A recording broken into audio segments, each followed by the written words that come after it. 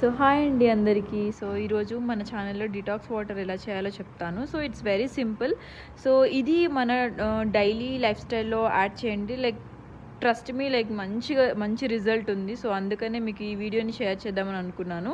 So దానికోసం ఒక చిన్న క్యారెట్, ఒక చిన్న బీట్రూట్ అండ్ ఒక చిన్న అల్లం తీసుకున్నాను. సో మీకు కావాలంటే లెమన్ కూడా యాడ్ చేసుకోవచ్చు.